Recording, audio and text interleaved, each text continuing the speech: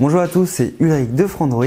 Hier soir, on a bien entendu regarder la keynote d'Apple avec l'annonce de l'iPhone 10. Donc c'est pas l'iPhone X, c'est l'iPhone 10, chiffre romain.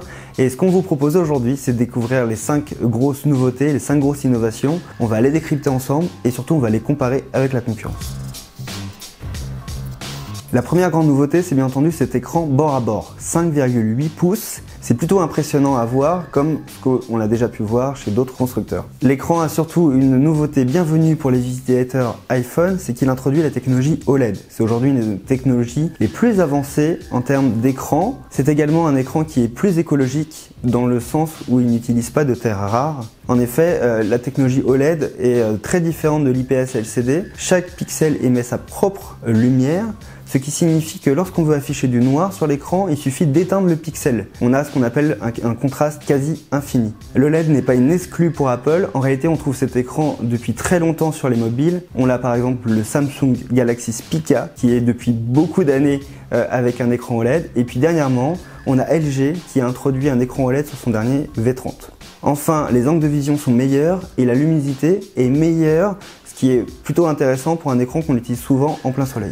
La seconde innovation introduite par l'iPhone 10, c'est bien entendu Face ID. Comme vous avez pu le voir, il n'y a plus de capteur d'empreinte digitale sous l'écran. Apple l'a simplement supprimé. À la place, ils ont introduit la technologie qui s'appelle Face ID. C'est assez simple à comprendre. Juste à côté de la caméra frontale, vous avez de nouveaux capteurs qui ont été introduits. Par exemple, vous trouverez un capteur infrarouge ou encore un projecteur de points, en plus du capteur de lumière ambiante que l'on a l'habitude de retrouver sur ce type d'appareil. Apple va enregistrer une seule fois notre visage lors de la configuration d'appareil. Il enverra ensuite 30 000 points d'infrarouge sur le visage afin d'avoir une image très nette de tous les détails qui composent notre visage. Pour Apple, c'est un système encore plus sécurisé que les empreintes digitales. Et d'ailleurs, ils ont introduit une technologie très intéressante dans l'Apple A11 Bionic, le SoC, le processeur utilisé dans l'iPhone X. Avec du machine learning, Apple nous explique que les différentes évolutions qu'on peut avoir sur notre visage, comme une barbe qui pousse ou un changement de couleur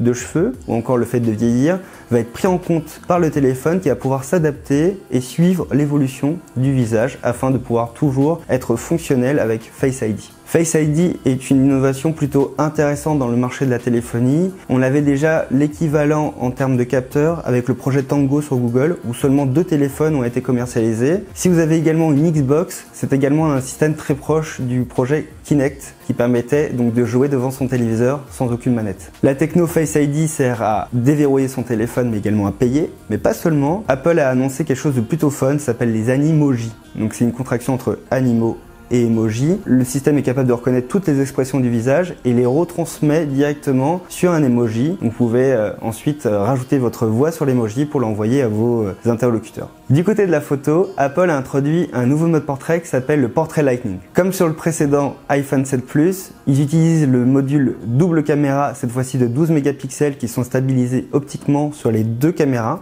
pour produire des portraits de meilleure qualité. Comment ça fonctionne? En réalité, le système va pouvoir effectuer de nombreux calculs afin de pouvoir détourer le fond. On peut par exemple mettre un fond noir comme un vrai portrait fait dans un studio photo. Mais ce n'est pas tout. Pour améliorer les portraits, ils vont également modifier l'éclairage sur le visage en fonction du mode, de la scène ou du filtre que l'on choisit. Sur Android, comme vous le savez, le mode portrait existe, mais il n'y a pas, à ma connaissance, de mode portrait aussi évolué. Il faudra peut-être patienter jusqu'à l'annonce du Huawei Mate 10 en octobre. Enfin, dernière nouveauté, ils ont introduit une technologie qui s'appelle le AirPower. Donc derrière ce nom assez marketing, on a en fait une technologie qui s'appelle la technologie Qi que l'on connaît depuis des années sur Android. Cette technologie a beaucoup évolué depuis des années. On a aujourd'hui une technologie qui perd très peu d'énergie. L'iPhone 8, l'iPhone 8 Plus ou encore l'iPhone X ou iPhone 10, comme vous voulez, seront bien entendu compatibles avec la technologie Qi, donc tous les accessoires déjà disponibles pour les autres appareils Android. De plus, la station d'Apple qui a été annoncée, la station d'accueil,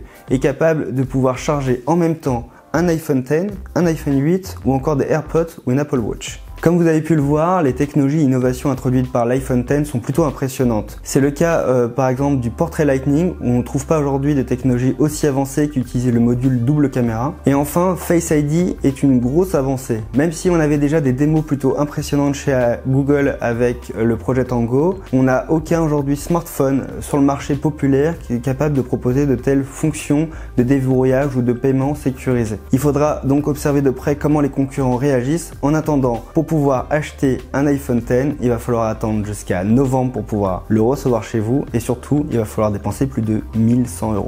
Pour pouvoir retrouver plus de nos vidéos Frandroid, nous vous conseillons de suivre la chaîne Frandroid et vous trouverez beaucoup d'autres articles sur le site Frandroid avec beaucoup d'analyses autour des nouveautés d'Apple.